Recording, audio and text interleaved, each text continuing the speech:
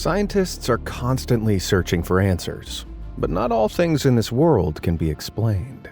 Now, even if you are a big believer in science, I have to warn you, before watching this video, it'd be best to sprinkle a ring of salt around you, maybe burn some sage, because we're about to investigate phenomenon that defy all logic. From dolls that grow human hair to shape-shifting masks that steal souls. Hold those wards of protection close as we take a look at yet more of the world's most cursed objects that scientists can't explain.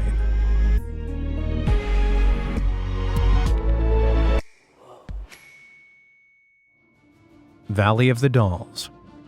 Many people find dolls cute, but I would argue there's literally nothing creepier. Case in point, let me introduce you to Little Jimmy. This doll was won by 12-year-old Leroy Bland at a Kentucky carnival in 1910. The doll is creepy enough with its cracked porcelain face and unsettling blood-red smile, but its story only got darker when, in 1914, the First World War broke out. Leroy's mother knitted Jimmy its own soldier uniform to honor all the brave young men serving in the war. Little did she know that World War I would become one of the most deadly conflicts in all of history, with a casualty toll estimated between 15 to 22 million. Yeah, little Jimmy here became a pretty dark talisman, but he just looks creepy. Whereas I've got two real-life stories of truly cursed dolls, and it'll be up to you to decide which of these disturbing dolls deserves the title of Most Cursed Toy. Are you ready? First up, we have this 3-foot-tall doll dressed in a sailor suit. Looks innocent enough, right? Well, wait until you've heard its full twisted tale. It's more than 117 years old, and is presently on display at the Fort East Martello Museum in Key West, Florida. But before he came to the museum in 1994, he was the property of Gene Otto, who was gifted the handmade doll as a child. Gene named the doll Robert and quickly became attached to his new toy, until one night, Gene woke up to find Robert sat at the edge of his bed. Moments later, his mother was awakened by the sound of Gene's screams and furniture being thrown around the room. When she finally opened the door, the bedroom was a mess and Gene was crying. When she asked Gene what happened, he pointed at the doll, still at the foot of the bed, and said, "Robert did it."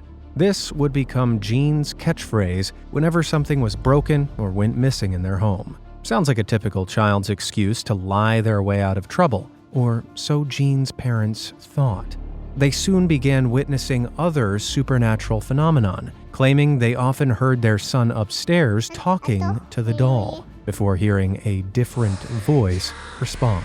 There were also reports of the sound of a demented giggling, and visitors spotted Robert running up the stairs. Despite these spooky accounts, Robert continued to live with Gene, and eventually, as Gene grew out of his doll phase, Robert was stored away in a trunk in the attic. But children in the street claimed they saw Robert staring out at them from the attic window. It felt like he was watching, always watching. They swore he would disappear and reappear without any explanation, and so kids began avoiding the house altogether. Gene sadly passed away in 1974, and when new owners moved into the house, their young daughter was delighted to find Robert in the attic. But this soon took a bad turn, as their daughter began to claim that the doll was trying to hurt her. They dismissed the kids' claims as an overactive imagination. But soon they began to notice Robert moved around the house even when no one was home. And even visitors noticed his blank expression seemed to change when anyone badmouthed his previous owner, Gene. Eventually, after one too many inexplicable occurrences, Robert was donated to the museum, where he resides to this day. Now, locals believe that it was actually the maid of the Otto family who gifted Gene the doll, and having been treated badly by the family, cursed it with dark magic as revenge. However, no records have been found to prove this. And scientists can't accurately test or prove the claims of this mischievous doll, as they are all from eyewitness statements, though many people swear their photos are ruined if they ever try to take selfies with Robert without his permission. Despite his supposedly wicked nature, Robert has become something of a celebrity. He receives fan letters from across the globe and has more than 1,000 Facebook friends. Oof, kinda embarrassing to know I have less friends than a haunted doll. While Robert's cursed story might leave you feeling uneasy, there are dolls out there with an even more hair-raising past. And for this next one, we need to hop across the globe to Japan and rewind all the way back to 1918. It was here that a young man named Ikichi Suzuki was traveling through northern Japan when he saw a small, 16-inch tall doll dressed in a kimono for sale. Without a second thought, he bought the doll, and when he got home, gifted it to his 2-year-old sister, Kikuko. The little girl loved the doll so much, she decided to name it after herself, calling it Okika.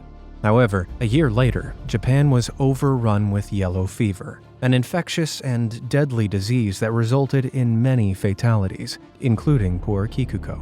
The family buried her and put the doll in their family's shrine, a common practice in many Japanese households to commemorate the dead. The family would regularly pay their respects to the doll in honor of their daughter.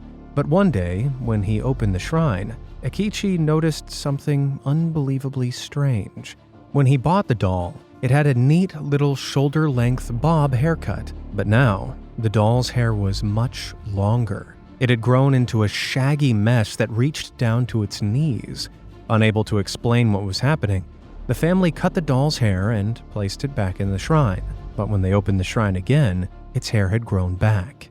No matter how much they cut Okiku's hair, it wouldn't be long before it required another terrifying trim. Unable to explain what was happening, the family soon began to believe that the spirit of their daughter was living inside the doll.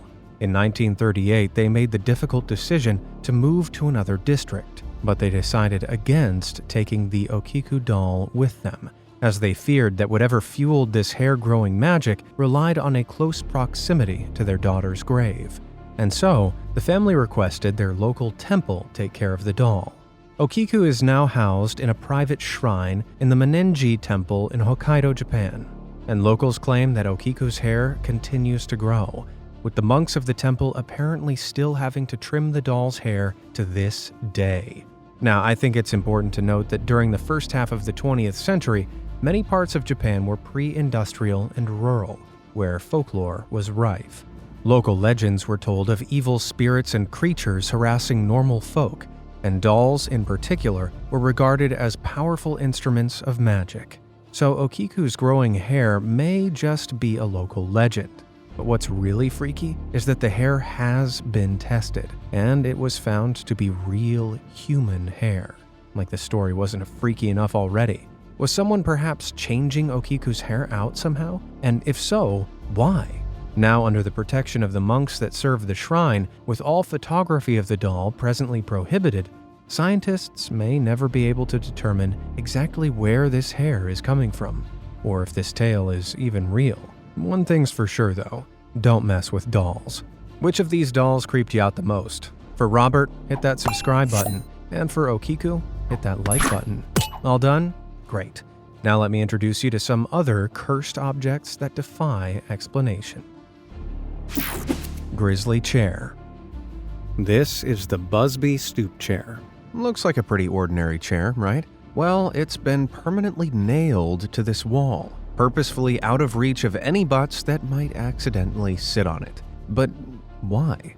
Well, Thomas Busby, after whom the chair was named, was actually a criminal who operated in North Yorkshire, England back in 1702. He ran a coin counterfeiting business with his father-in-law, flooding the market with fake currency. After an argument between the two got violent, Thomas ended up slaying his father-in-law. There are several variations on what happens next, but one claims Thomas was drunk in his favorite inn, sat in his favorite old oak chair when officers came to arrest him. Before they took him away, he blankly uttered, "May death come to anyone who dare sit in my chair." Some very choice last words indeed. His lifeless body was exhibited on the gibbet, or stoop, that stood at the crossroads where the inn was, which would later inspire its name change. The villagers didn't think much of it at first, but then slowly they realized that some who chose to sit in the chair didn't live for much longer. One of the most dramatic stories from 1894 concerned a chimney sweep. Drinking at the inn, he decided to sit in Busby's chair and was found dead the following morning. Soon after, an apprentice challenged his coworker to tempt the chair's curse, a bet he soon came to regret as the coworker died shortly after. What's more, many of the young soldiers who sat in the chair before going off to fight in World War II never returned from the battlefield. It was only in the 1970s, after a delivery driver sat in the chair and perished in a crash a few hours later, that the landlord decided to be rid of the 300-year-old curse and donated the chair to the Thirsk Museum. Today, it can be seen pinned to the wall, eternally reserved for Thomas Busby, and well out of reach of anyone who might try to perch on it. Now, it's important to note that there have never been any official records linking the timeline of the victims sitting in the chair and their demises. It's practically all hearsay. Moreover, a furniture expert believes on the basis of the design and wood used that the chair in the museum was actually made in 1840, 138 years after Thomas Busby was executed. So the only definitive way to prove whether or not the Bubsy stoop chair is cursed is to take a seat. Unsurprisingly, no scientist has been bold enough to try. Toxic masculinity. Have you ever heard the phrase, "turn that frown upside down"? Well, Japanese no masks do that literally. A no mask is a traditional wooden mask used in Japanese theater, specially carved to represent either a smiling face or a frowning face, depending on the angle that the mask is viewed.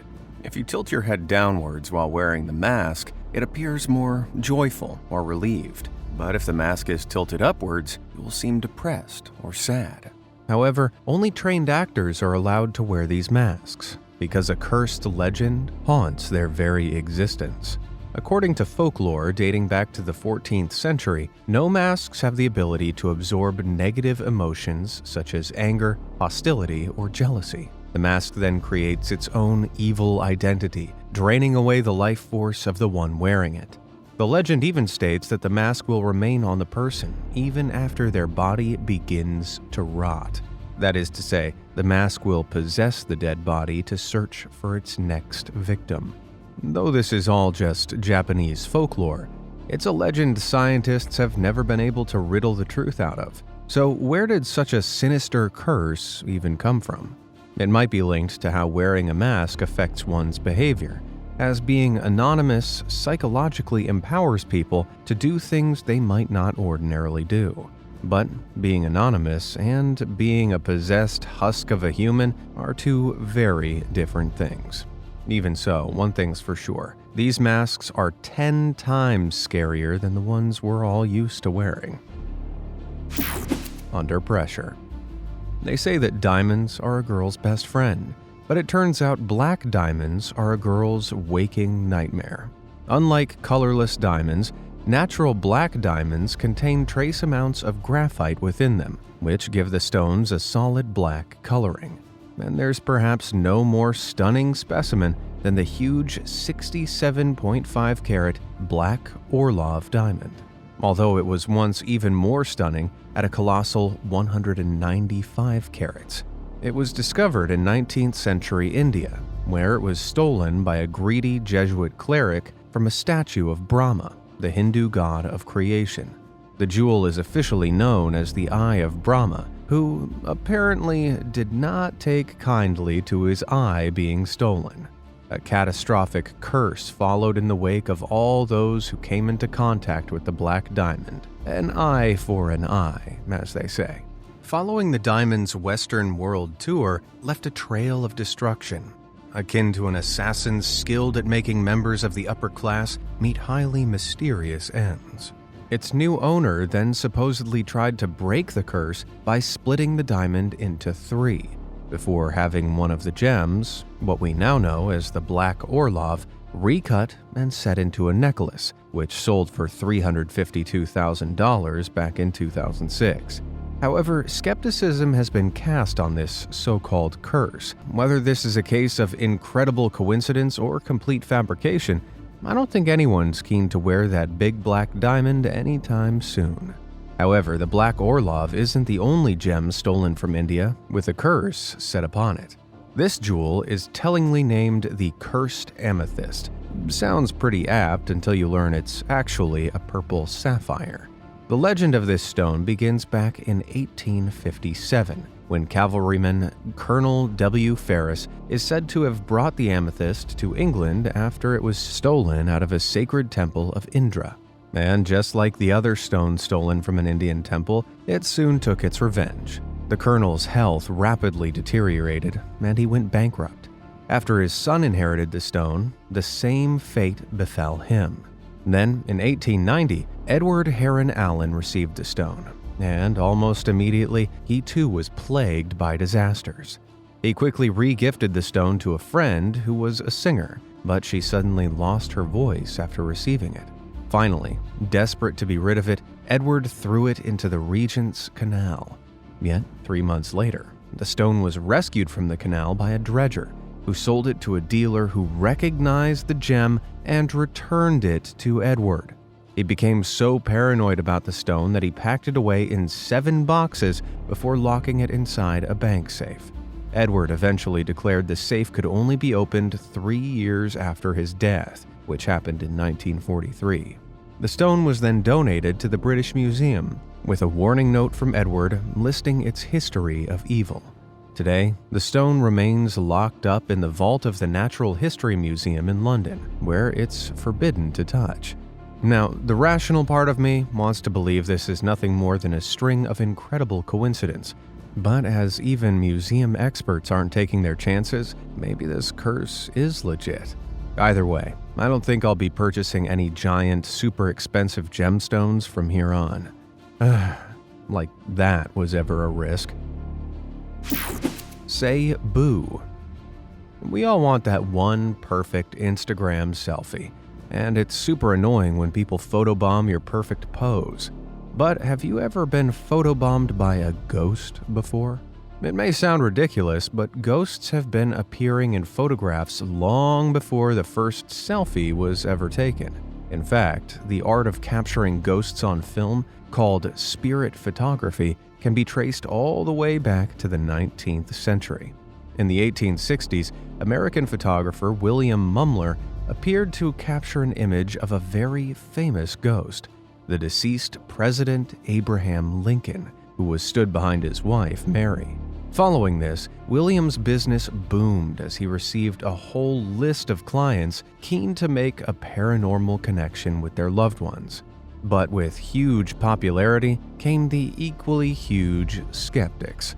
Most prominent among them was P.T. Barnum, the businessman who popularized the three-ring circus, who took William to court. He charged William with exploiting grieving families by deliberately faking these ghost photos. The crux moment of the trial came when a photograph was presented of P.T. Barnum with none other than the ghost of Abraham Lincoln. You see, these ghost photographers actually relied on one clever trick.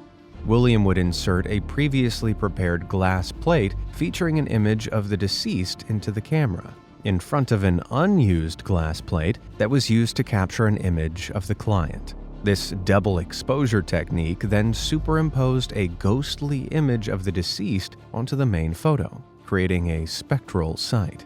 This followed even creepier allegations that William had actually broken into his clients' houses to steal photos of their deceased relatives. While in other cases, the supposed spirits featured in these photos were actually previously taken portraits of people still alive. Despite the evidence mounted against him, William was acquitted of fraud. However, he didn't escape the court of public opinion, and with his reputation ruined, his business never recovered. But even though ghosts appearing in old photographs has been thoroughly debunked, ghostly figures still keep appearing in iPhone photo reels today. Does Apple have a secret streaming contract with the dead? Well, actually, it's due to the way smartphones take photos. Unlike analog film, which capture an image in one flash, smartphones take photos in stages, just like a scanner moves over a piece of paper. The smartphone's camera sensors need time to record all the picture's information. This is called image aliasing, and as a result, anything moving through the shot could appear distorted in the photo. So this is a spooky mystery that scientists can solve. What they can't figure out, though, is people's continuing belief in ghosts despite all the evidence disproving their existence. What about you? Do you believe in ghosts? Let me know down in the comments below. A chance in hell. Professional rivalries can lead to some damn dirty business, no matter what industry they're in. However, back in the 1890s, one professional rivalry within the Welsh architect community took a demonic turn. It was at this time that St. Mary's Church in the city center of Swansea decided to undertake some major renovations. One local architect offered to take on the project, but he was turned down in favor of an outside contractor. Enraged by this snub, he began to plot a most devilish revenge. He bought a row of cottages next to the church, demolished them, and built red brick offices in their place, before planting a 3-foot-tall carved sculpture of a devil atop it. Those eyes really follow you around, don't they? The vengeful architect reportedly cursed the church by saying, "When your church is destroyed and burnt to the ground, my devil will remain laughing." Wow. Who knew edgelords existed before Reddit? The devil statue became known as Old Nick, and he unblinkingly watched over the holy house day after day from his spot on the roof. And then, a little over 50 years later, during World War II, the Germans bombed Swansea. The 72-hour bombardment damaged 11,000 buildings and razed 872 to the ground, including St. Mary's Church. Almost every structure in the city center was flattened, but the building with Old Nick on top, shockingly, remained standing. The architect's curse had come to pass in one of the most statistically unlikely ways possible. Though eventually Old Nick's building was demolished in 1962 and the statue mysteriously disappeared. But with the devil's luck, Old Nick was later recovered in an English garage. After a quick makeover, the sinister stone statue was put on watch in the Swansea Quadrant Shopping Center. But given his history, the locals felt uneasy with him unblinkingly watching them, and so he was relocated to the Swansea Museum in 2019. Today, he can be found safely sat behind glass and out of the eye line of any nearby churches. Evil Elmo.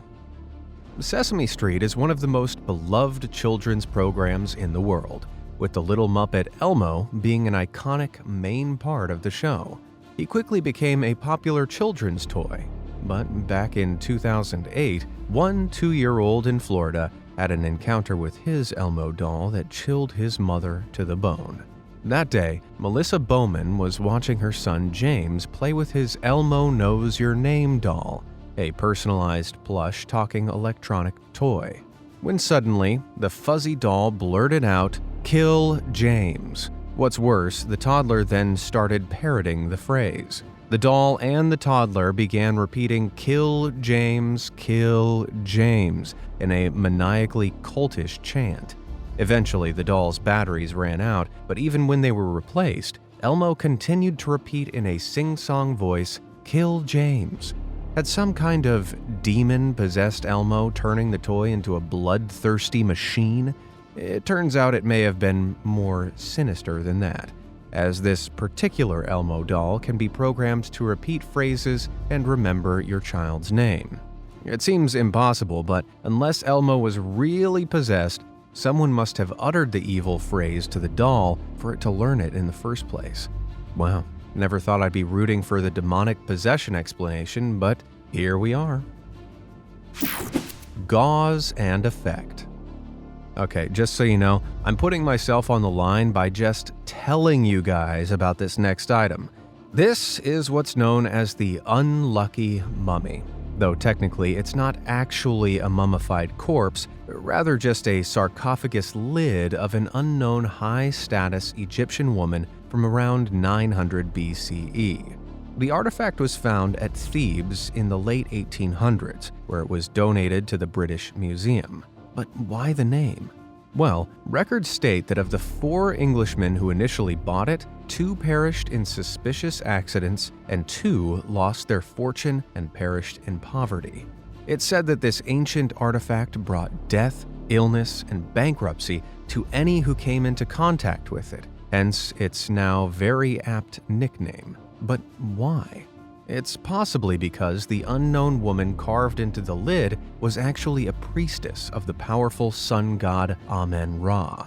She may have used powerful ceremonial magic to curse anyone who dare disturb her final resting place. To be fair, I'd be pretty angry too if someone stole my coffin lid. However, the most unbelievable part of this artifact story links it to one of the worst disasters in modern history, the sinking of the Titanic in 1912. While it wasn't on the doomed cruise ship, one of the 1,500 victims lost to the Titanic was journalist William Stead. He was the very first to pen articles about the mummy's curse. Survivors from the disaster recall William telling stories of the ominous artifact over dinner. Perhaps that alone was enough to tempt the fate of the mummy's misfortune. It could just be an eerie coincidence, or more likely, a total fallacy. Because aside from the sunken journalist, there are no factual records linking anyone's untimely demise to the coffin lid. So it was more than likely just a ghost story, made up to spark interest in this old artifact. Lucky me. Well, I'm still here. Looks like there's no curse after all. Woo! Which of these items creeped you out the most? Let me know down in the comments, and thanks for... Wait. Who are you? Wait, I'm just doing my... Oh God, it's here. It's come for me. Wait, no, I'm sorry. I didn't know it was real. I'm sorry!